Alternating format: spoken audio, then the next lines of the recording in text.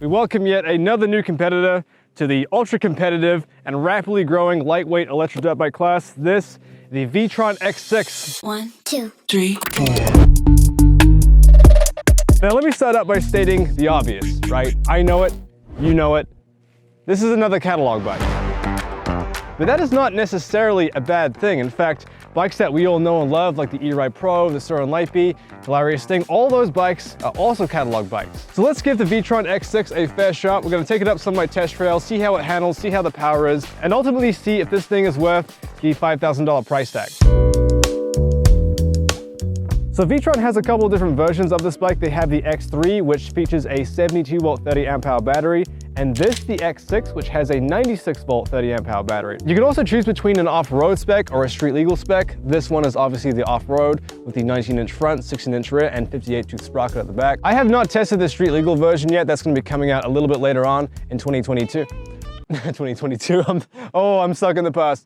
I have not tested the street legal version yet. That is going to be released coming in early 2025, so when I do, I'll make another video on it. With the 96 volt, you get a claimed peak power of around 12 kilowatts, a claimed range of roughly 20 to 40 miles depending how you ride it and what mode you're in. Speaking of modes, you have the typical eco and sport mode. The X6 has a claimed weight of around 154 pounds, which is typical for the class. You also get D&M suspension front and rear, as well as a seat height of around 33 inches, which is also typical of this class. The X6 also features a 6,000 watt IPM motor, which directly drives the chain, so there's no belts involved. One standout feature of this bike is the inbuilt LED strip that wraps around the frame. Like I mentioned, this bike is pre-production, and instead of having the control switch inside the frame like this, they say it's going to be on the handlebars for the customer versions. But just like the LED kit beneath your desk, you can do all sorts of different colors with that. People who do ride e-bikes and any kind of EV, they usually end up adding these kind of accessories to their bikes and equipment anyway. So I don't know, I think a lot of people might like this. You don't have to install it yourself.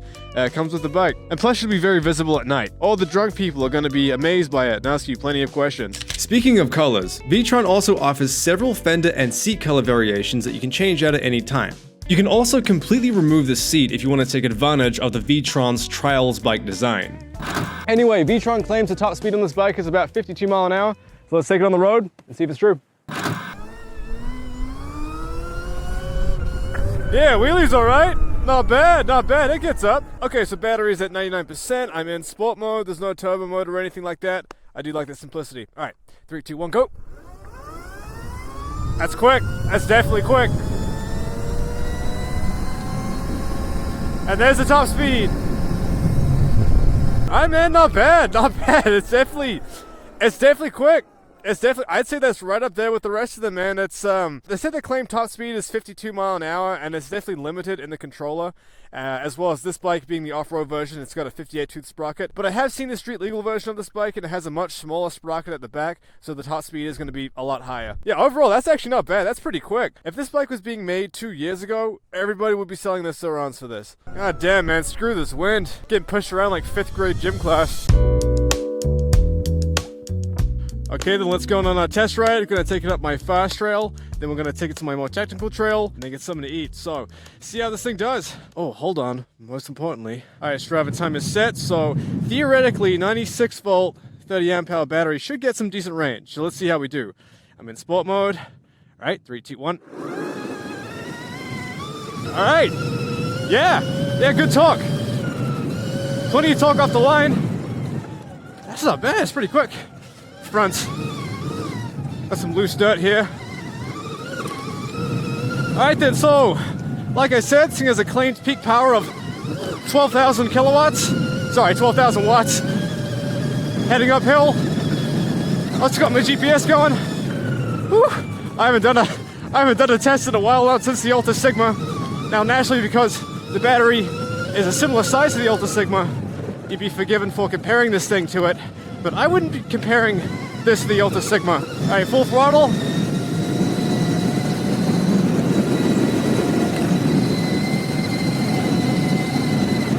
All right, little squirrely in the dirt. Sorry if I'm screaming so much. I'm wearing a new helmet. It's a lot better ventilated. So a lot of wind rushing over my ear. Big rock that's gonna take somebody out. So yeah, first impressions, not bad. Plenty of power. I'm digging the 19 by 16 for sure.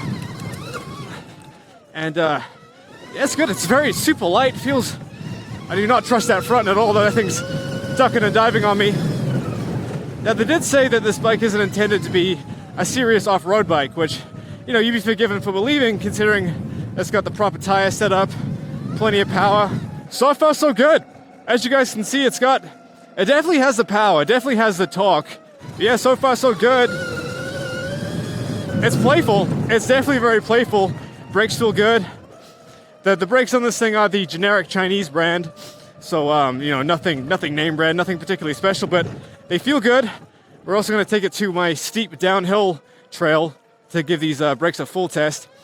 One of the main things that's super important about these bikes is that you do not want to have any brake fade. Now, I've ridden bikes in the past that did have a lot of brake fade, and that sucks. That can really scare the hell out of you, especially, you know, because brake fade will come when you least expect it. Plenty of power, though. You can definitely not knock this bike for being slow. It's got lots of get up and go for sure. All right, break time, see how we do. A lot of people have been riding this trail. As far as I can see, it's pretty mangled, lots of loose dirt, which is fine. Thankfully, I do have the 19x16 setup, so it is a lot more controllable, a lot more slidey, a lot more fun to ride. I love a 1916 setup for riding off-road. We also haven't had an ounce of rain at all. November, December, January, it's been dry. It's been dry January. I've not had a drop of alcohol. California's not had a drop of rain.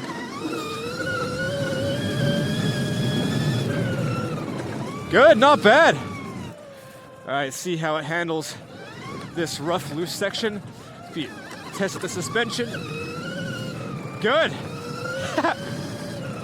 Yeah, this is fun. All right, here comes the loose dirt.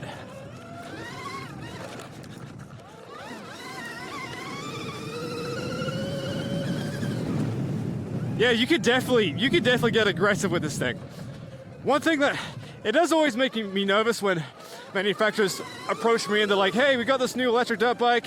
We've never made one before, and it's amazing. It's gonna be better than SUR-RON. And I'm always like, you sure about that? And then I've been pleasantly unsurprised and pleasantly surprised with how good some of these bikes can be. Let's go full throttle. I think that's about 50 mile an hour. It's definitely governed. It can definitely go faster for sure. All right. I like how it's nice and lightweight as well. Wheelies easily. Throttle mapping is good as well. It's a little torquey down low, a little too torquey at the initial entry of the throttle. Try a technical trail, see how it handles. Good, excellent. Good. Yes.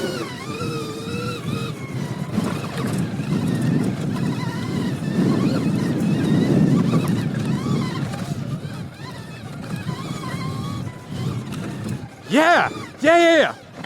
Whoops. Almost messed up. Woo! That's actually doing phenomenally well up that.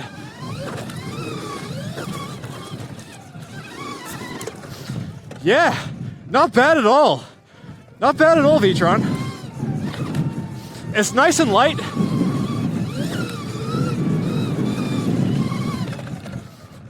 As I was trying to say, whew, I haven't ridden a bike that's not even the ALTIS crushed that trail like this one did. Now the ALTIS is much heavier and also much stronger.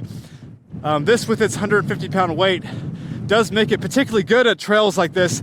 Not every bike is good at that trail. I'm out of breath.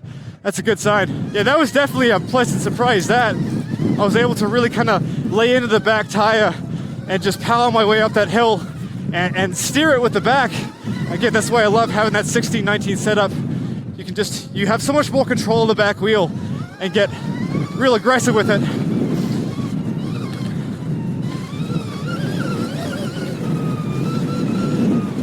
Oh, brakes are starting to fade a bit though. Actually, I don't think that's brake fade. I think it just needs a bit more fluid. All right, so we did the high-speed trail, we did the technical trail, we topped it out on the dirt, and I'm currently at 87% battery. So that's pretty good. That's about average, but that's where it should be. If this bike was at 75% after doing the riding I just did, that would not be a good sign. But That's actually not too bad as far as range goes. All right, another news, it's been my first full year with Rider Guide. Let me know how I'm doing. Leave a comment. I've had lots of fun on this channel so far.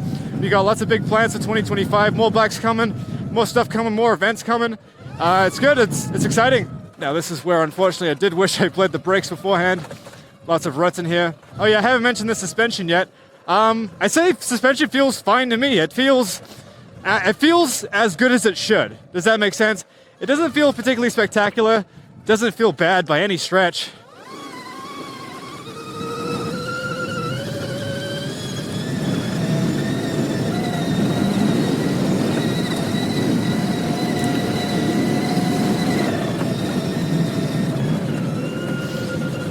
So this thing, so far as I'm riding it, is definitely covering one very, very important thing for me, which is fun factor. Definitely has the fun factor. Definitely playful, very light, has all the power you need. Now, unfortunately, there is only one of these in the country right now, so I'm probably gonna dial it back a little bit and take it easy. I'm also getting cramps in my hands. Oh, I gotta do some more riding. What's that noise? I don't know, probably nothing. I'm just gonna ignore it. Oh, those brakes are definitely starting to give out on me now. No! All right, well that's probably the end of the fun, aggressive riding. All right, so I got to the end of the off-road section, and I had to say, I'm actually pretty impressed with how well it handled the technical trail, and I promise I'm not just saying that. I got confident with it very quickly. It was flickable, tons of power, it was manageable. Yeah, I'll be honest with you guys, didn't have my hopes too high, but that actually performed pretty well. Now, I haven't ridden the 72-volt version of this bike. That's also 72-volt 30 amp hour. You know, honestly, with how lightweight this thing feels with the 96 30 amp, I would just stick with this. That's what I would do. Another thing they did tell me is that when you order this bike online, you're gonna have some more options. You're gonna have an option to pick Magura brakes, which I would definitely go with as an optional extra. Now I'm gonna pull off the road real quick to show you guys something. This house right here is the very house that a motocross rider called Jason Borowski tried to jump over. Unfortunately, he didn't quite make it. He clipped his back tire on the edge of the house and had just a massive, massive accident. I'm amazed he walked away all right. Now on the video, the gap doesn't look that big, but when you're right next to it, I can't believe he had the nerve to even attempt something like that. So shout out to you, Jason Borowski. You're a legend for it. We got this. He's trying to race me, dude. Look at him creeping over the line. He simply cannot wait. He's not gonna let me pass him, but he doesn't know that I got the VTRON X6, dude. All right, what else can I talk about? Comfort. Seat is, oh, it's average.